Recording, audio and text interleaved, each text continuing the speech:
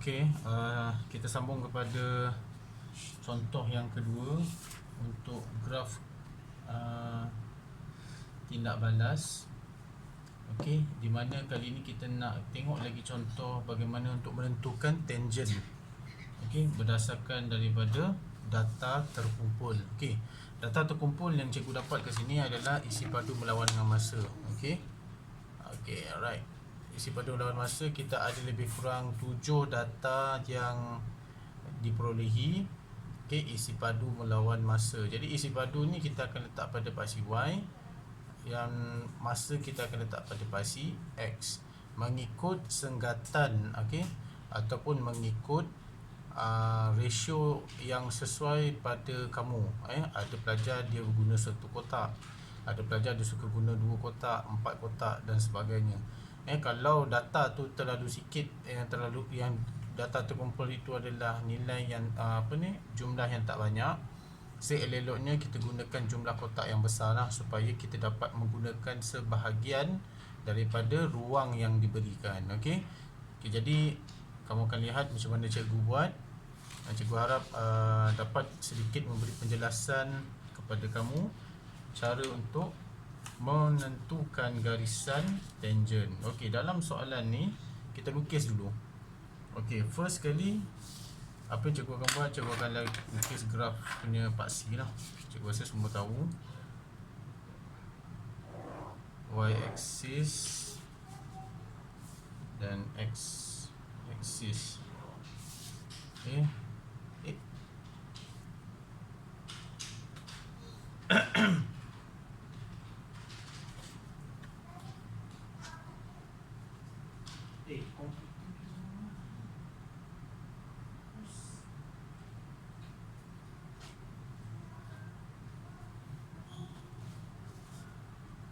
So, okay, sorry sebab cikgu ni left handed. So sini kita tulis isi padu gas hidrogen sentimeter cube. Okey, di sini. Kemudian di bahagian bawah ni kita tulis masa, okey, dengan kurungan S ataupun second. Alright. Jadi senggatan yang kita perlukan kat sini, kita tengok nilai-nilai yang diberikan kepada kamu. Okey, okey, dalam graf ni kita kena tengok pada paksi Y, nilai tertinggi dia adalah 47. Okey, jadi 47 ni nilai paling tinggi. Jadi kalau nak ikutkan cantik ni graf kita nak bentuk, kita tengok nilai paling besar. So 47 ni cikgu akan genapkan kepada 50 lah. Lepas tu paksi X, nilai paling besar dekat sini adalah 240. So tak ada masalah. So we start dengan 0. Okay, initial dia. Kemudian follow by 40, 80, 120 until 240, 40, 80, 120, 160, 200, 240. Okay, kita tengok kalau kita buat 4, cukup tak 7? 1, 2, 3, 4, kita tak cukup. So kita mulakan dengan 40, 80, 120, 160, 200, 240. Okey, memadai kita dah gunakan 2 kotak, ruangan 2 kotak ini, sebab jumlah 2 kotak ini akan mempunyai 9 kotak kecil. Okey, 9 kotak kecil. Contohnya di bahagian tengah-tengah senggatan ni nilai dia adalah 20. Kan? 2, 4, 6, 8, 10, 120. Okey. So yang ini digunakan ganda 2, ganda 4 dah. 4, 8, 12 dan seterusnya. Okey, settle. Kemudian yang ini kita akan buat sehingga 50 lah. Okey, cikgu ambil 4 kotak. 10.0, 20.0, 30.0, 40.0, dan 50.0. Okey, cikgu besarkan sikit. Alright. Okey. So dekat sini dalam jadual yang cikgu ada ni, kita akan lihat kosong-kosong dulu. Kita tanda kosong-kosong. Kosong-kosong. Okay, settle, cikgu write 26.5 dengan 40. Okay, 40. Kita tengok 26.5. Macam mana nak tengok bacaan ni? Senang saja. Di tengah-tengah ni kita tahu dia adalah 25. So kalau 26.5, dua kotak kecil di sini, dua kotak di sini 26, atas ni 27. So in between 26 and 27. So dia akan naik garisan titik yang kedua adalah di sini. Okey, kemudian kita lihat 80 dengan 37. So 80, okey, 80 naik sampai 37. Sini 35, 36, 37. So di sini titik yang ketiga selesai. 120, 43. 120, 43. Sini 45, 45, 44, 43. So kat sini titik yang keempat 46, 160. 46 atas 45 sini. Okey, diamnya di sini. Kemudian 200 kepada 47. Okey, tadi 46, 47. Okey, kemudian dia dah start malah lah, sama. 240, 47. 240, 47 juga sama. Alright. So now we have to draw the curve graph. Okay, kalau tengokkan graph yang kamu akan buat ni, ni antara teknik ni lah. Kita akan gunakan pembaris plastik yang boleh kita lengkungkan dia. Tapi cikgu ni, sebab cikgu adalah bekas pelajar sekolah teknik dan cikgu memang suka freehand. Okay, cuba cikgu tunjukkan teknik lah. Ada pelajar dia suka macam ni, dia nak sentuhkan semua titik. Memang betul kena sentuhkan semua titik baru nampak cantik. Tapi ada setengah pelajar dia freehand saja. Okay, so I try to do my best to get the curve graph. Okay,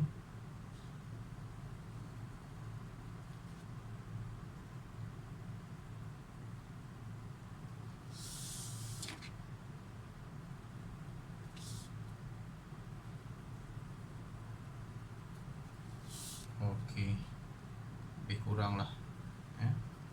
I not say this one is accurate, tapi lebih kurang lah.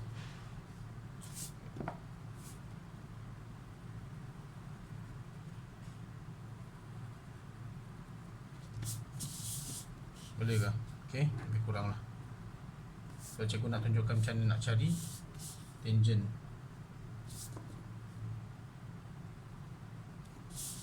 Okay, so ini graf dulu belajar. Okay, kita okey graf dia lengkung macam tak berapa cantik macam tak cantik. Okay, kita baiki sikit.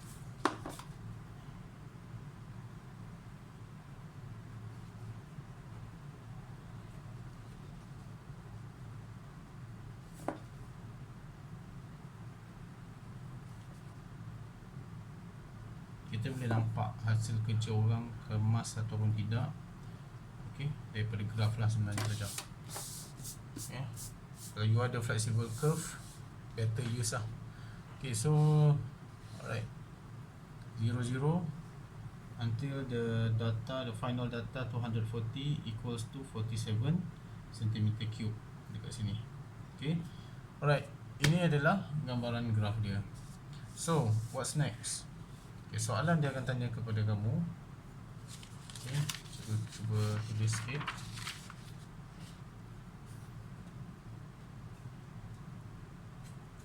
Okey, soalan dia tanya tentukan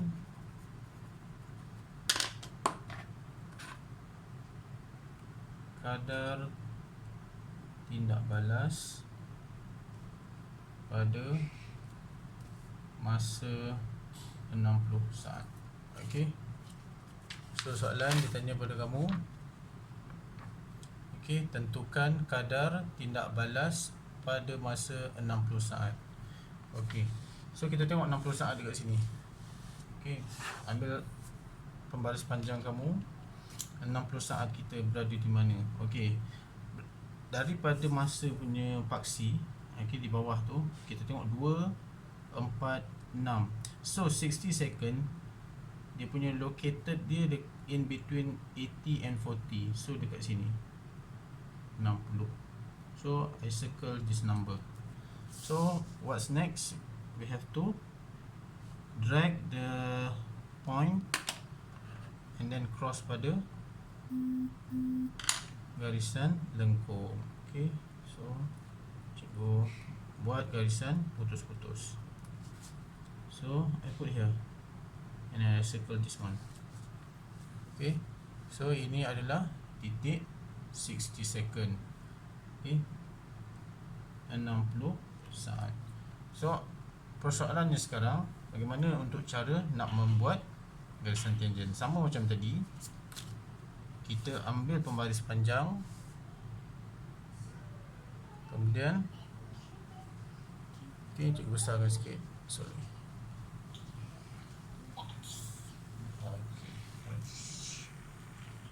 Okay.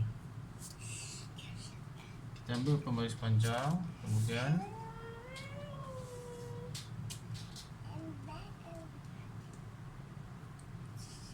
kita akan buat satu garisan yang menyentuh pada satu titik tadi sahaja. Okay, the point is, pastikan kamu membuat garisan tadi itu dengan meletakkan sudut yang sama antara kedua-dua belah garisan tadi. Okay, bagi contoh kita buat ini. Okay, so lebih kurang macam ni. So apa yang cikgu nak buat, kita pilih panjang yang hampir sama. Okey, kalau katakan lurus kita ni, cikgu ni macam pelajar yang lurus bendul, atau cikgu takut dengan jawapan yang cikgu buat, kita kira berapa kotak sini. 1 2 3 4. 1 2 3 4. Sini 1 2 3 4. Okey, lebih kurang lah sini, sebab dia menyentuh senang pada 20. So kat sini, okay, sini cikgu tulis 20. Di sini nak tulis berapa ni? Berapa dia dapat? Kat sini 45, 44, 43, 42. So sini 42.5. 42.5 dan bawah sini 20. So datang daripada garisan. Okay, so apa kita buat tadi, kita lukis segitiga tepat, panjang dan melintang. Okay, ni dia. Cikgu tak ada highlighter. Kalau dah ada highlighter, cikgu tunjuk. Okay, so dapat segitiga. Nampak tak? Oh, mana? Okey, segitiga titik ini dan sini naik ke atas. Okey, alright. Okey, jadi kita nak kira untuk 60 saat dulu. Okey, jadi cara penulisan dia, okey, kita tengok kat sini masa dia berapa dulu. Sini masa dia, kalau sini 20, 6, 8, 10.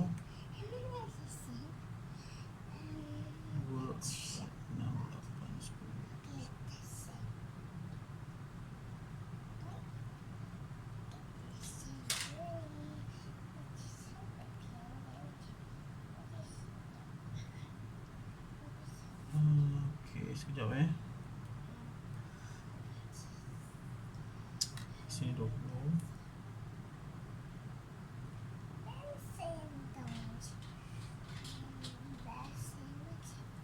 Okey, sini lebih kurang dalam data yang kita dapat dia berada di persilangan adalah 12 saat. Okey, sini adalah 12 saat. sini adalah 12 saat. Masa di sini adalah 100. Ya, turun sampai ini. Okay, segitiga yang depan ni tadi, titik yang depan ni kita turunkan bawah, kita dapat 12 saat. Okay. Kemudian di bahagian belakang segitiga ni dia akan turun kepada 100 saat. Okay. So kita gunakan formula kadar tindak balas sama dengan perubahan hasil tindak balas kita bahagikan dengan masa. Okay, perubahan hasil tindak balas kita berapa? Top of the segitiga ni 42.5 tolak dengan 20. 42.5 tolak dengan 20 tolak bahagi dengan 100 saat tolak dengan 12 saat. Okey, betul okey, betul. So ambil kalkulator, kirakan akan dapat amount this one. Sekejap kalkulator. Nanti kan cikgu kirakan. Jadi hasil di sini adalah kadar tindak balas merujuk kepada tangent yang kita dapat, iaitu kecerunan. So kecerunan yang nilai yang you dapat ni tadi merupakan kecerunan daripada garisan segitiga yang kita perolehi tadi. Alright.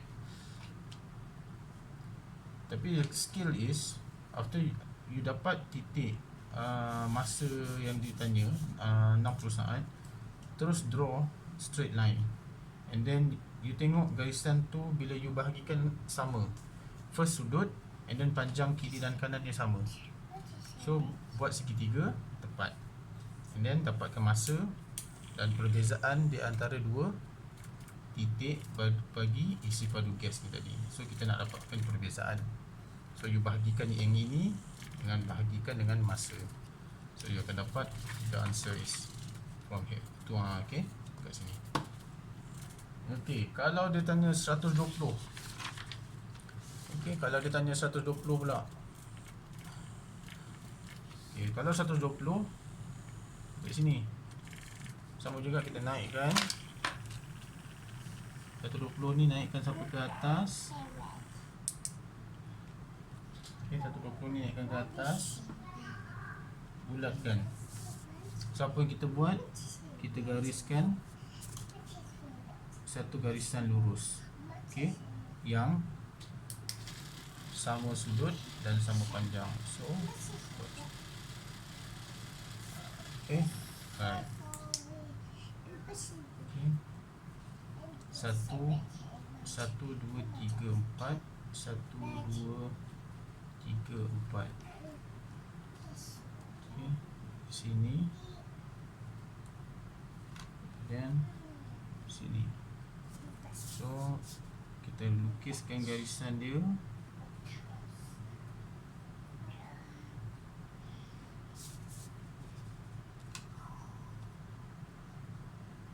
Kamu akan dapat segitiga 4. So kirakan perbezaan antara dua titik atas dan dua titik bawah. Ini yang cikgu cakap tadi, dua titik masa berbeza, you akan dapat nilai yang berbeza, tak sama. Tak sama. So itu cara untuk lukis garisan tangent. So ada masalah boleh tanya dengan cikgu.